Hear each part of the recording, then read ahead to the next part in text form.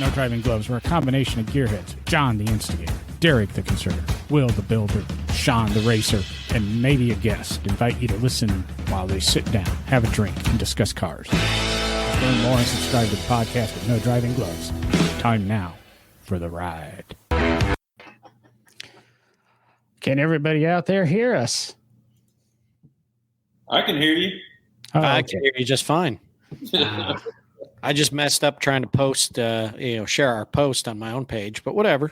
We're good. Yeah. At least you're trying to share it, get the word out. 4 years in. All my Facebook friends. I can't post it. I screwed up. So just join us now. And good evening, Mr. Hill. Hope everything's been good for you also. I think we've all had busy weeks. Nah. Slow as can be. Hey, it's working now. Awesome. And dang Will bringing home, you keep going out west, Will, and you keep coming home with a heavier trailer. Yeah, it's, 14 years of hard work. And I know that may be kind of a smart ass thing to say, but, it has. It's been really longer than 14 years. I mean, since I graduated from McPherson. I want to say since at least before you started, I was going to correct you and say it's been at least 24 years. Yeah. And it's just one of those things that it's been a dream to win a terrific 12 from good guys for a long, long time. I've been a part of a lot of cars that have done it, but this is the first one that's come out of Big Oak Garage's camp. And I was telling Dan Duffy that owns the car on the flight home that it was, it was a huge joint effort. And at the end of the day, he was the leader of the team to build that car. I mean, he picked Big Oak Garage. And then once that happened, we made all of the big decisions together of where it went to interior and who done the machine work and what color to paint it, who cut the wheels. So it was, really a huge effort on everybody's part, with really Duffy being the ringleader to get that car built. I know Big Oak gets a lot of recognition for that, but if it wasn't for Dan Duffy commissioning us to build that car, it would have never happened. And if it wasn't for, Big Oak going out and pushing, and going to car shows when we really didn't have the money to go to Columbus to spend, 4 days in Columbus, Ohio in the early days, then I probably never would have met Dan. So it's kind of crazy how all that stuff comes together. And it was people from coast to coast that had their hands in that Impala to make it do what it's done in the last 4 months. Yeah, we've kind of seen that out even for the last couple of cars. All you do is go out and win awards. And, what's the old saying? I guess you're an overnight success and it only took you 24 years to get there. There you go. Yeah. It's kind of wild how that works. And, unfortunately there's guys out there that's been doing this a lot longer than I have and never have had the opportunity to build a car like that. And, the Impala is up there with the Dart. When you start looking at the two most complicated builds to ever come out of the shop, it's those two cars. And actually we've got a couple of more in the shop that are like those caliber of builds. I can't wait to see what shades of green those come out. Mm-hmm. Oh man. Yeah. Tell me about it. Right. I can tell you one of them will not be green. The other one, green, is in the conversation. So, but I mean, really, if you think about it, the name of the shop is Big Oak Garage. So really you should only be painting cars either brown, green, yellow, or red. The colors of an oak tree, right? I mean, doesn't matter what shade of those colors, but it would have to be in those families, right? Well, I will tell you the next one coming out will be, we'll have some brown on it. Never we've never done brown before on the exterior of a car. So I can't wait to see how you spray wood grain, we've already on a done 72 Pinto. We've already done that in the 42 truck. So, but yeah, it was quite a ride that the last, well, really since SEMA. I mean, we debuted the Cadillac in SEMA. We leave there, go to Pleasanton, and COVID had killed the show we were at last year, so they moved it to the end of the year. So we show up with the Cadillac and get a top 5 for custom of the year. And then it goes on and does really well. And then we debut the Cadillac or the Impala at Grand National in February. And then that thing's just taken off. So it's been a fun ride the last, since really October of last year. It's really kind of exploded. And not forgetting about a Trans Am that we built too. We helped Sean Black finish a 76 Trans Am, a restoration on a Trans Am. And that car done really, really well, the shows that it's been to. So I don't know. Well, hey, I think Will just, summed up or he's completed the task of our title of the show tonight. We will get there. Yeah, Will got there. He's there. He's done. Yeah, I was just realizing that I put Will's name in the title without meaning to put Will's name in the title. There you go. This show is all about Will anymore. It always has been. When I first read it, I almost read it as Will get there. I'm like, what? I don't know. We'll see. Actually, he also accomplished getting here to the show tonight. So there we go. Well, it sounds like you flew back as opposed to drove the old truck and trailer back. So. Yeah. So Mom and sorry. Phone's ringing, dude. Yeah, I thought I had it on silent. That's his fans. Yeah. So Mom and Dad actually drove it out there, and they're bringing it back. So I was gone so much from, end of October, 1st of November last year, and then February. I can't be gone like that again anytime in the near future. So speaking of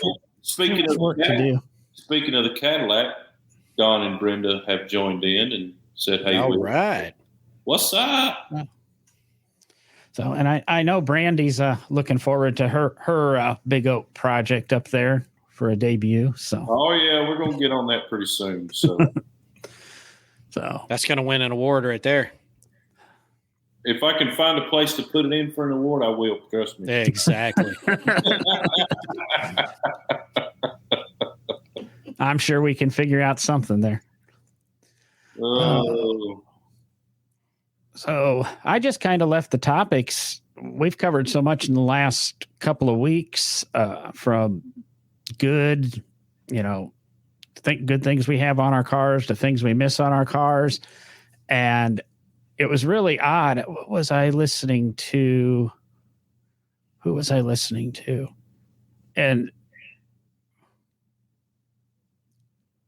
But vent windows came up as one of the biggest things missing from a car. And damn, it was somebody. Oh, were you listening to it? Or I think it was within the last week, I saw Haggerty had an article up, and a big part of it was about vent windows.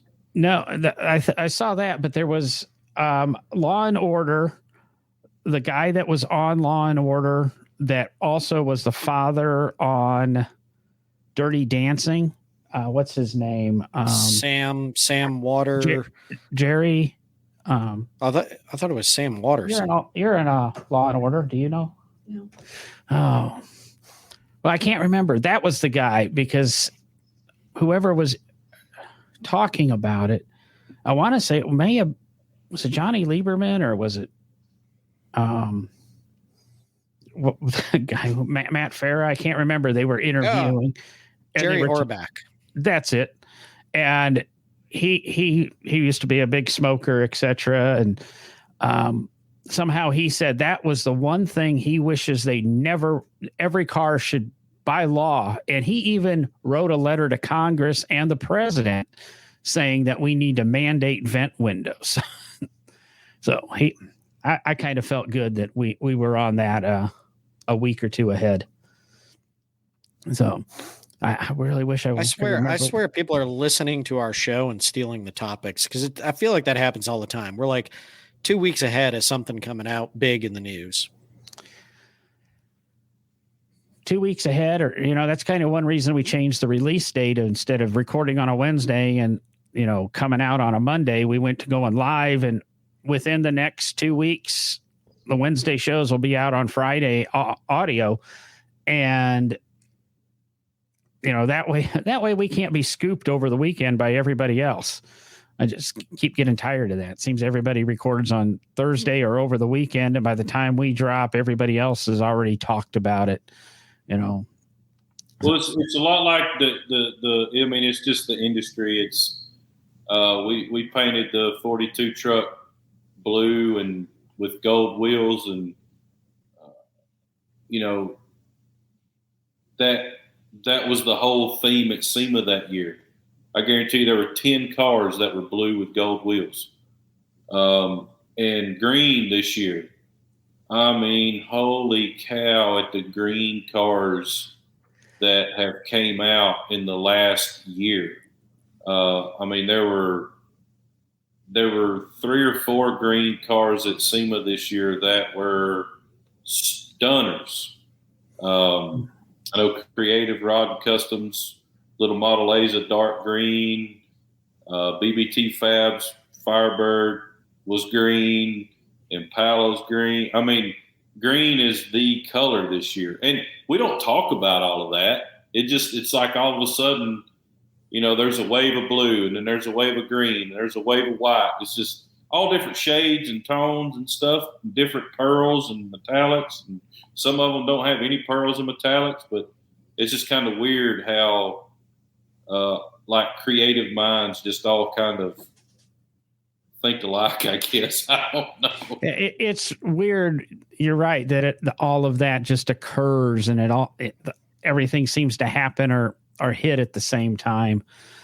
I had an example of that also, but it slipped my mind. Well, you have to remember. Say hi to Sean out there. Not only do I have power, I don't even have rain. Yeah, well, good for you, John. But I think, Will, it's interesting because if you look back over history, it seems like there's these waves of things that, nobody knows. But when you really get to it, the creative minds of the world are always influenced by kind of what's going on throughout the creative community. So even if it's not car specific, but maybe it's, the art movement or the fashion movement of the time, and the creative minds see what's going on in one area, it inspires them in a different way. You think of like the Art Deco movement, and then all of a sudden cars are being styled in the Art Deco style. So right. I think it tends to lean towards the creative minds, seeing a wave of things going on in the greater creative community and drawing that into their area of it. Right. Yeah. I mean, look at, you look at a 32 Ford, all of those cars, and then a 33 Chevrolet looks, it's kind of weird. They were all working on the designs before, it's not like Ford came out with the 32 Ford and everybody's like, oh, I want my car to look like a 32 Ford.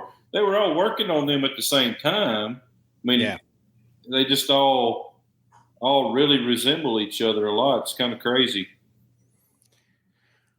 What I find funny, I guess, about your green is, when it comes to everyday cars sold through car dealerships and that, right now, green is the worst color.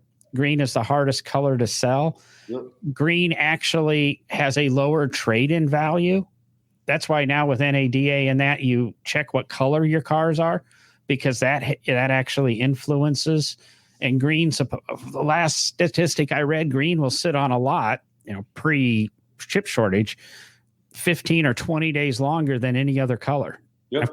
I've found that odd, and there's been green cars in my past. So green and brown right now are not real hot colors.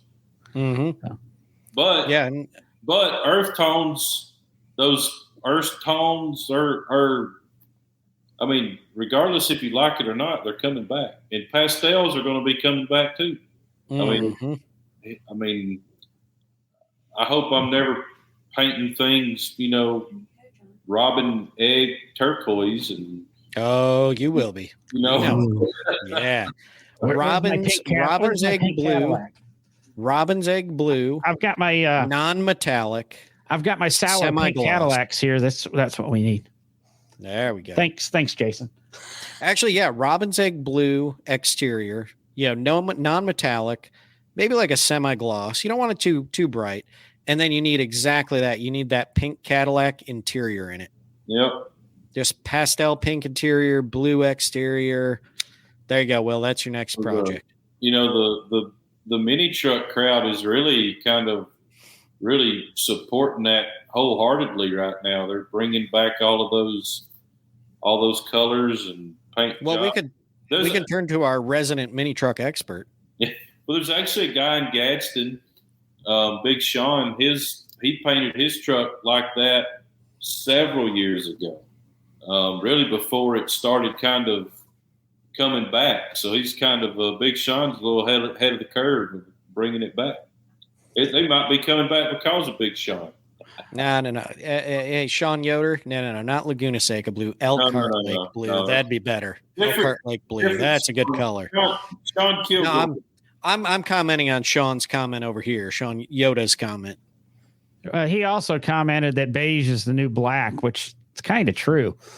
Mm-hmm. And I remember a couple of years ago, whatever 986, 987, whatever the Boxster came in was after the 987. I got all the numbers screwed up from there. They had a real cool, like a chocolate brown, and never wanted a chocolate brown Porsche before, but I want a chocolate brown Porsche. I like some of the like root beery brown, maybe almost tipping towards Dr. Pepper brownish red colors that are out right now. I think they got a good look on the right lines, right? They got to be on the car with the right body lines, but they look pretty good. Then of course, a few years back, question, and I know they had a lot of debuts at SEMA. This one's for you, Will. Is there a EV division at these shows, or do you think they should start introducing an EV? Are EV showing up at the shows? I mean, SEMA, there was a ton of EV stuff, but there wasn't its own, hall yet. It probably will this year. It'll be a hall I probably avoid, but there was a Tesla that showed up at Good Guys, Texas, ran the autocross and murdered everybody on All American Sunday. It won the whole kit and caboodle on Sunday, and was not far off from beating the fastest Pro X time on Saturday. And Pro X cars, what's their names?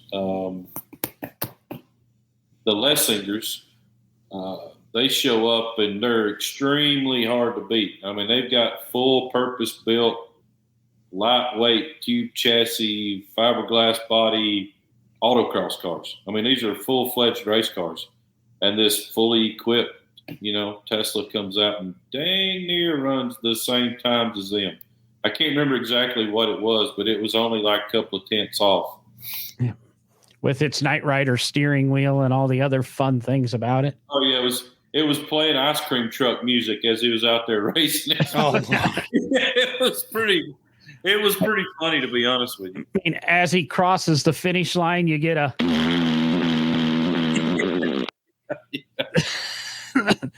Oh, I can't believe Musk was told he had to eliminate the I guess it's called raspberry on my soundboard sound. Why the cars are in motion. Guys having fun. Oh yeah. It's what it's all about, right? Just having fun. Okay, don't care how you do it. You know, Lotus dumped their new SUV, first hyper electric SUV yesterday, and was talking to somebody. Actually, I was talking to my aunt today about electric cars, which really seemed odd. She texted me about the Lotus SUV and asked me some questions, and we got into a whole conversation on electric SUVs. But where? Oh, I thought we were going more into the conversation with your aunt on electric SUVs. You just kind of left it hanging there. Well, I'm really trying to not make us an electric car show, but I'm looking at my notes here, and I've got the Lotus email. I've got the electric vehicle report. Just I will say this: I seen a Rivian truck in Pleasanton last weekend, and it was pretty cool. Did you see the drag race? It kills me, but man, it was one of the guys that works for Rivian, and it was pretty cool. Did you see the drag race that came out about Rivian this week, where it was a Rivian with a trailer and a truck on the trailer, and I think it was racing a Chevy pickup, straight Chevy pickup, and smoked it? I mean, I believe it. Wow. Now, it never said if the Rivian could drive back to the start line or if the batteries were dead. I mean, it's well, that's not the point of a drag race. Point A to point B, fastest time, boom, done. Exactly. No. Yoder's saying he wishes he had one of the new Lightnings to hook up to his house. Power the house. General Motors. What? I can't remember what the General Motors electric truck's going to be called, but it also has that feature. Where you can connect Silverado E, right? Silverado E. I think it's the Silver. Is it or? Now I'm trying to remember. I can't remember. I don't know. I'll go back and watch it because Meadow Soprano's in the ad. There you go. But I guess, electric's right around Silverado EV. Oh, very creative, General Motors. Yeah. Oh, wait. See, I thought it was just sorry, we'll wait till next week before we say that kind of stuff. Oh, ow. Wow. I mean, that's something I was going to talk about tonight a little bit. And Will, I can try to drag us off this electric vehicle kick if you want. But even what Will was talking about in the beginning with, each new job and how each one is more complicated. And, he's gotten these couple that have gone through the shop, there's a couple more. And I got to thinking about, that, and I don't remember who it was. Somebody was talking to me about this move to the Lane Museum here in 2 weeks. And, I've been obviously as a curator and someone who is, interested in the history of the cars, things like that. I think that's one of the fun things or interesting things about, no matter what the job changes for, what reason, whether it's, you want to move up in your career or you want to take a step back for a minute to raise family, so on and so forth. But each move along the way, it broadens my knowledge of automotive history. I learn new things everywhere I go. I don't know everything about automotive history. And I'm already researching a bunch of the cars in the collection at the lane on, in my downtime, whatever that is. And, already learning things I didn't know about some of these cars and some connections to different people and different companies. And that's one of the cool things. And it kind of sparked into me again when Will was talking, because, every time Will talks about a new project in the shop, there's some new technique they're using or some different, something different they're trying to do with the car to make it, edge out the other cars in the competitions and things like that. So that was something I want to talk about tonight. Just, how we continue to learn about the automotive industry, no matter what part of it we're in, whether it's the history or fabricating and different techniques and things like that. Well, or not. It's it's really more. It's really just more design cues that, in construction cues of doing something a little different than somebody else. I mean, we've been doing hidden fasteners under hood forever, but how's a way to do it to make it look even more simple and more, the more simple you make it, the more complicated it is to fabricate. So, or the more simple it looks, the more complex it is to fabricate. And I mean, that's just, it's just evolution. I mean, and you pick up ideas when you go to SEMA. It may not be it may be off of a new car. It may be off of a competitor's car. You may take something that somebody done to a 32 Ford and incorporate it on a 69 Camaro. It may just be the way something bolts together, or even styling cues. And a lot of it, I just get sick of seeing, and I just want to do something different. Panels under hood that are every inch is bead roll. I'm sick of seeing it. I mean, there's really nothing under the hood of that Impala that's bead roll. Yeah, there's some steps and stuff, but there's not a bead rolled panel underneath the hood of that car. There's some factory looking stampings that we do. I mean, we still use our bead roller a good bit, but we really don't do it to bead rolled stuff that you're going to see. It's more to strengthen a bracket or a brace or even floor pans. So you use it for structural ability, not styling ability. Yeah, now I do. I mean, 10 years ago, it was bead roll everything and bolted underneath the hood and make it look cool. And there's still a lot of shops out there that are doing that, and that's fine. It's just I'm kind of tired of seeing it. Satin, everything under the hood, satin paint. I think that's kind of run its course. Well, we had a show about that 4 years ago, and I'm kind of, so tired of matte black. So tired of matte black. And I mean, we still use satin colors. There is some satin stuff on the Impala, but the only thing that is satin is everything that color is satin. It's not like we painted the outside of the car green and then brought that green under hood and just painted satin. That's still being done a lot. I'm not mad at it. It's just, I'm still going to continue to do some of that, but not on a car like that Impala. To me, if everything that's white is gloss white, then it all needs to be gloss white. If it's gloss green, it needs to be gloss green.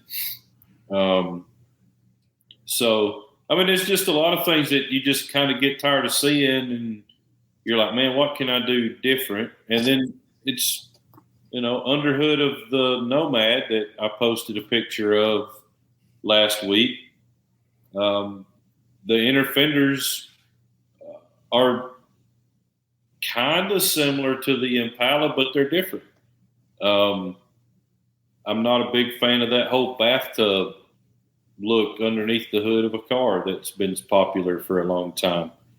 So that, I mean, it's really just things that number one, you get tired of seeing, or number two, you've done a couple of times and you try to visualize something else to separate you from everybody else. The Impala was a totally different deal. I mean, we cut the shit out of a 61 Impala bubble top. Not many people's done that. So it was either going to be really, really good or it was going to be really, really bad. You know, it's been accepted really well, and something that, you know, I kind of pushed myself out of my boundaries with Ricky, built by Ricky, done the interior on the Cadillac. I've never been a big monochromatic guy. I've always liked contrast, and you know, very, very few big garage built vehicles have a real similar color to the interior as the main color as the body. And if you look at the Cadillac, everything in that car is red. You know, the underhood has the rose gold that matches the wheels. Everything else on that car is red. Even the interior is a really close shade of the exterior. And you know, that's something that I've never done, and it hadn't been done a whole lot in the last several years. And so I think that's something else. You know, you got to push yourself out of your boundaries a little bit to still be creative. If not, you'll get stuck in the rut and you'll build the same car over and over. It may be a different, you know, it may be a 32 Ford or a 69 Camaro, but it's all, you know, painted real close to the same color with the same stance, same style wheels, and same type interior. And so you got to push yourself out of your boundaries and what you're comfortable with to still be creative and even trust other people's opinion. I mean, like the interior on the Cadillac, that was really what Ricky came up with to do. And at first I was like, yeah, you know, that would look pretty good. And Don and Brenda that own the Cadillac, they really liked it. And I was like, well, let's go with it. You know, it's definitely not going to hurt it. And I could not picture another interior color in that car than the color that's in it. I mean, it looks like what should be in a Cadillac. I don't think it would work in a Camaro, but it works perfectly in that Cadillac. So I think that, I know that's a super long answer to your question. The techniques that we use to fab a panel, I mean, they're the same techniques that were used in the 30s and the 40s, you know, building airplanes and building cars and repairing cars and stuff like that. Bodywork technique, it's still the same. It's still put material on and sand material off till it gets straight, whether it's Bondo or primer or clear coat after you've painted it. You know, all that stuff's the same. Now, granted, there are companies that come up with products every day to make that job easier and more efficient, and we're all about it. You know, there were some shops that I'd worked in, and the guys were set in their ways, and they wanted to use this product no matter what. You know, if something new come out, they didn't want to hear it. You know, this works good. This worked good for 20 years. We're going to continue to use it. Okay, that's fine. You know, I'm not mad at it. But I'm the opposite of that. If they've come up with a product that makes our job easier, hey, I'm all for it. If we can save, you know, 15 hours wet sanding and buffing a car, and I've got 15 hours left on the build, that's 15 hours I can do something cool. That's how I look at it. Sean had a nice comment right after Derek's question 45 minutes ago. Yeah, exactly right. It wasn't really a question. It was a primer to get a conversation started. And Will just had the whole conversation. The nice thing about this hobby is that no matter what you do, you can always learn. There's always something about it. And then I think the listeners know I took a step back a few years ago from the automotive hobby and really totally got out of it with the exception of the podcast, but I've still stayed in tune. And I mean, I'm now, doing computer stuff and doing the podcasting gig and things like that. But, my email's still filled with the news that's going on. My, phone and the podcasts I listen to are still heavily automotive related. It's almost probably 40, maybe 45, 10 from cars to podcasting to cigars. That's kind of what I listen to. Every now and then I'll slip in an audiobook. But there's just everything in life still revolves around the automobile. I'm watching the show Super Pumped, and even the car slips in there, the Google car. This is something about the founding of Uber, which I guess is cars also. But the pod cars we keep talking about, and I keep saying Bob Lutz talks about them because I don't want to be the guy that spreads the word that we're starting pod cars. But like I said, I probably get 5-6 press releases a day on things going on in the automotive world, to listening to whether it be Adam Carolla or Spike Ferguson, or I heard a great Jerry Seinfeld talking about 914s the other day. And a guy who can afford any damn Porsche in the world was talking really, really high about the 914 and how it could possibly be one of the best Porsches. Wait a second. But so, yeah, I mean, it's a great hobby. There's always ways to stay learning, even just watching the cars go down the road next to you and seeing the changes of styling and this, we'll say the idiots on the road, how they try to restyle your vehicles. But yeah, I mean, this is a hobby that no matter what you're into, everybody has something to do with it. Even the most non-car people, I still think that there's a reason they choose the car they do. Just because somebody goes out and buys an Accord, well, that might be they bought it because somebody recommended it, but they talked about cars, or they like the styling of it. But there's always some sort of knowledge that goes into everything. I don't know anybody who picks up the phone and we'll say the yellow pages, or we'll say Google's new cars, and then the first thing that pops up calls that dealership and says, "Hey, I'm spending $50,000. Can you have a car ready for me?" I don't care what it is.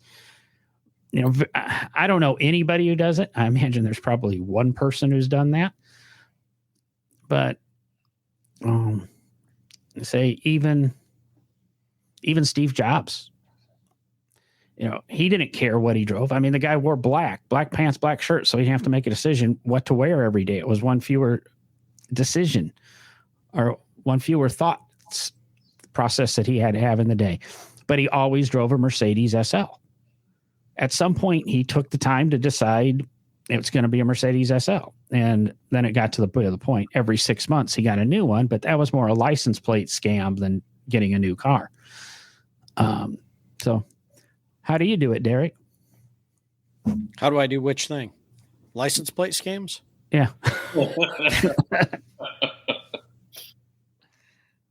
no, I just think I don't know why I get to thinking about these things, but when I moved from Henry Ford Museum and knowing the history of the vehicles there, to the Crawford, it was an all new experience. Yeah, it's still antique and classic cars, but now it's focused on Northeast Ohio primarily, and the cars that were built there, and all the little known cars that were built and produced, but then some of the connections to Detroit, just thinking of like Lozier, one of the probably greatest early American automobiles built.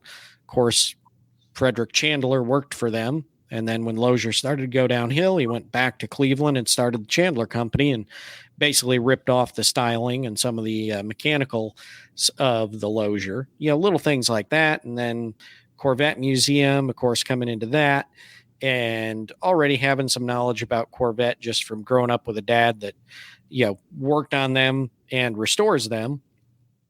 But then getting into the unique little back histories. And I think as everybody knew that, well, the other two hosts on this podcast know, and a lot of our listeners know, I took a lot of flack early on in the days at the Corvette Museum because I'm one of those people that'll go out and find those little unique stories within and try to bring those out, and, might talk about something kind of unpopular in one of the, worlds that I'm working in this case, the Corvette world, talk about the fact that the Ford Thunderbird in 55 saved Corvette from, being cut from GM's production, or, making all the little connections of, you look at somebody like Larry Shinoda, famous for designing, tweaking the design that would become the split window Corvette in 1963. And then talk about the fact that he went over to Ford and, did things with the Mustang and, all that he did for Ford Motor Company. That doesn't become popular, but it's all those little stories that connect automotive history throughout. And I noticed Jason asked, what was something I've already learned about the cars at the lane.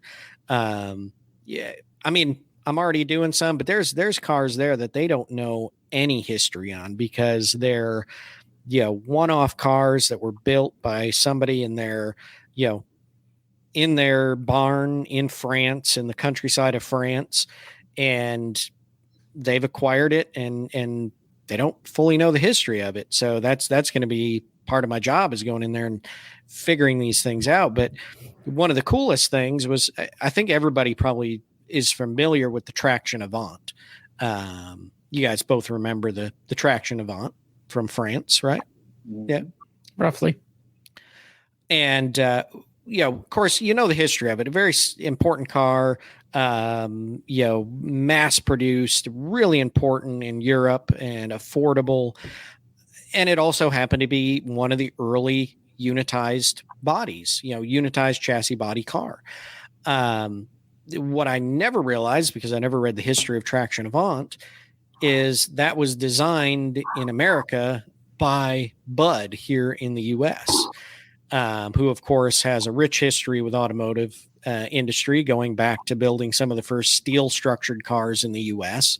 and, doing a lot with unitized bodies here in the U.S. as well. But they also had their hands in, the French automotive industry, engineering the Traction Avant unitized bodies. So it's all those little things that I just find extremely interesting when you start diving in and can learn more and more about. Well, take Jason's question kind of to the next level, because I know how you work. Will knows how you work. I don't. Yeah. If Christine only had that knowledge. But what you've already researched some things at the lane. You did that before the interview because you prep for interviews and you know what you're getting into. What is the most surprising thing you've learned in the, weeks or months leading up to your job change and dealing with the lane? What's the most exciting thing you've learned, or what's the most surprising, whether it be a portion of the museum or a tidbit of knowledge about one of their artifacts?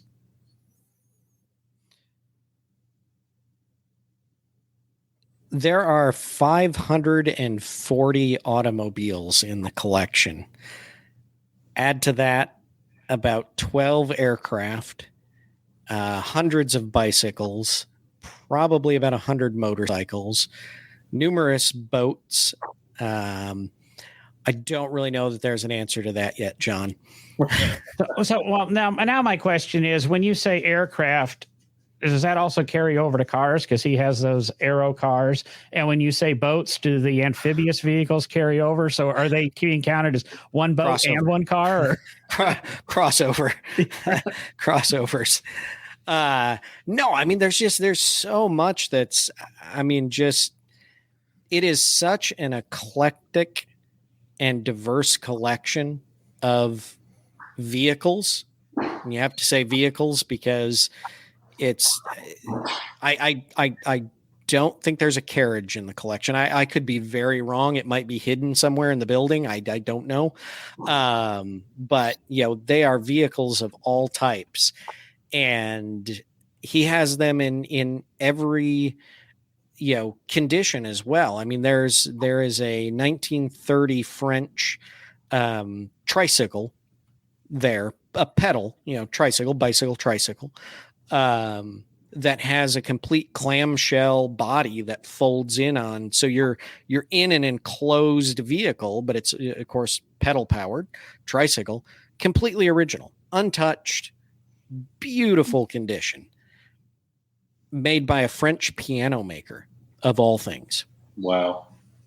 And then he has cars that are, beautifully restored. He's built a replica of the first Dymaxion car. Of course, only one of the three still exist.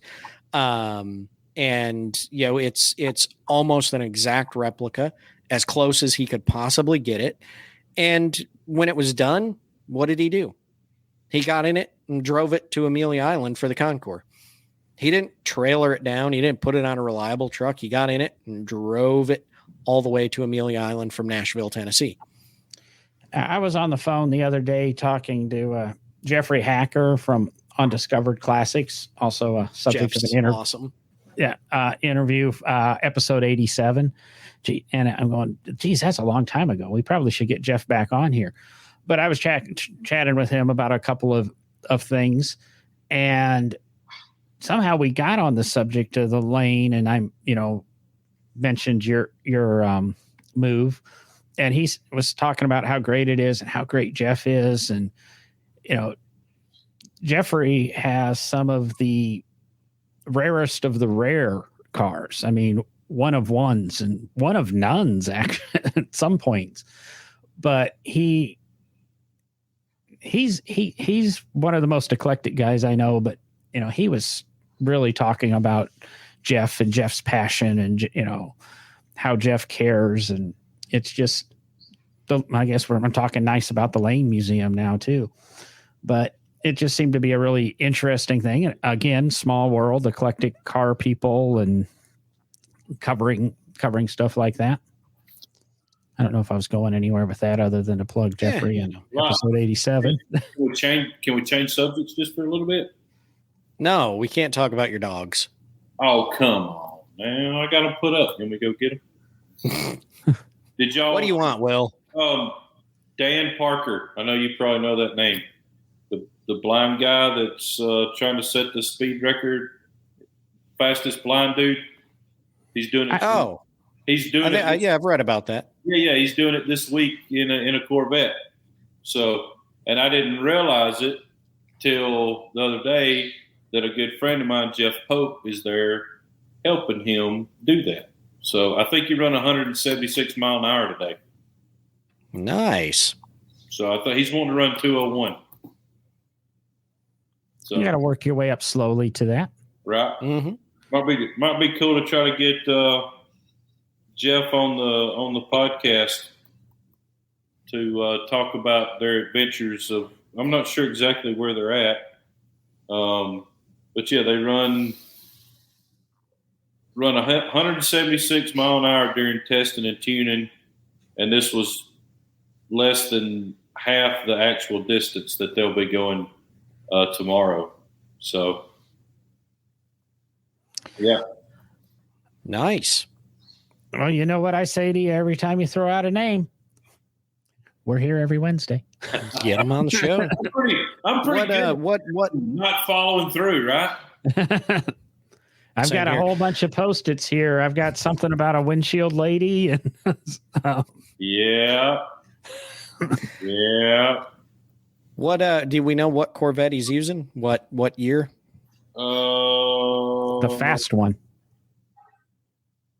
So not a 1953. Gotcha. No. It looks like a C6. Okay.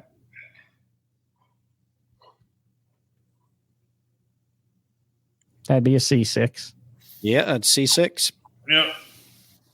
So, yeah, it's It's been pretty cool to watch their progress over the last week. You can follow them on Facebook. It's Tragedy to Triumph Racing is the Facebook page. And anyway, yeah, it's been pretty cool to watch them, watch their progress. So hopefully he can get the record tomorrow. Sounds like he wants That is really cool. And actually I'm gonna have to make sure our folks at my team at the Corvette Museum is aware of that, prior to my departure. Because right now we've got the Aero Electronics C7 on display, which was built for Sam Schmidt, so he can, as a paraplegic or quadriplegic, he can actually still race.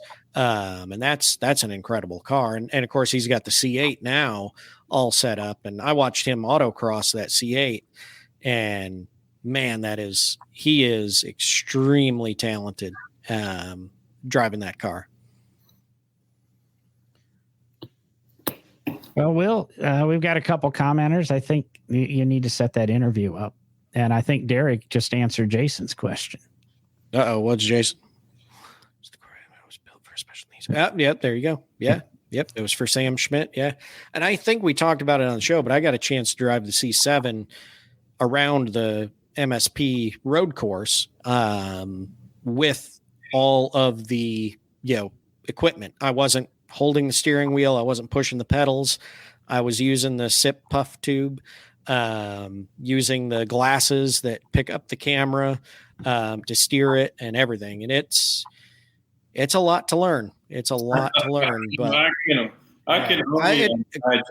I had it after a couple laps. I down the front straight, I actually got it up just over 70 mile an hour. So that was pretty cool for only being in it for, 10, 15 minutes. That was pretty cool to be able to do that, not pushing pedals, not holding the steering wheel, and get it to, highway speed. It was interesting.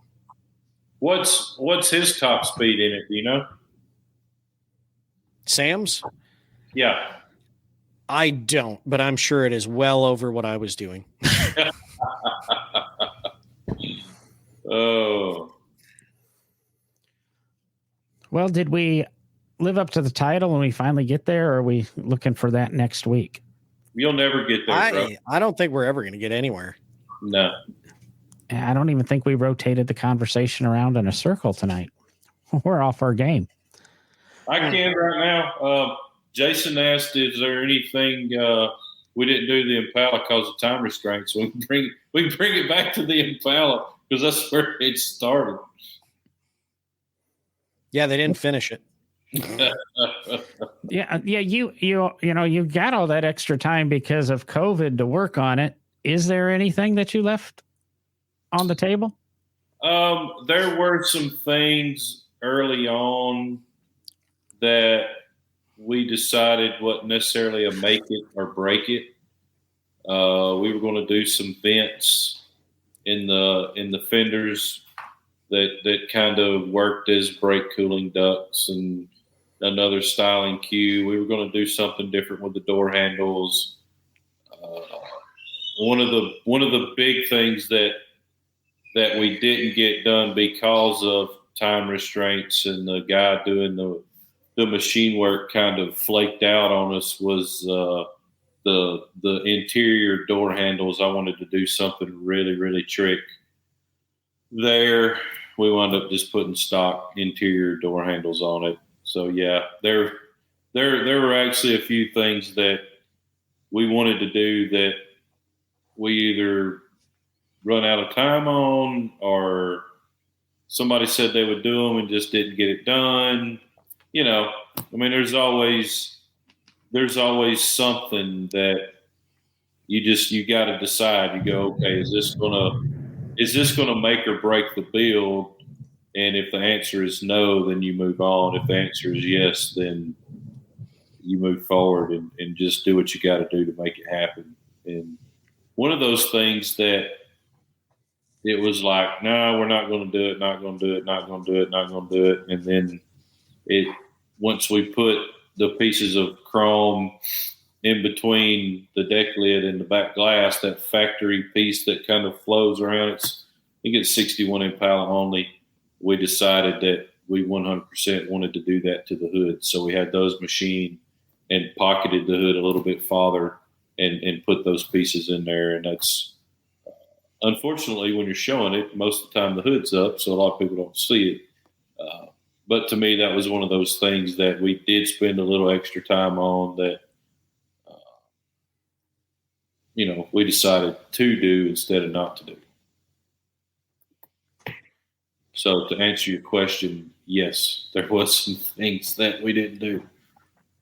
And there we go. We brought it full circle for you, John.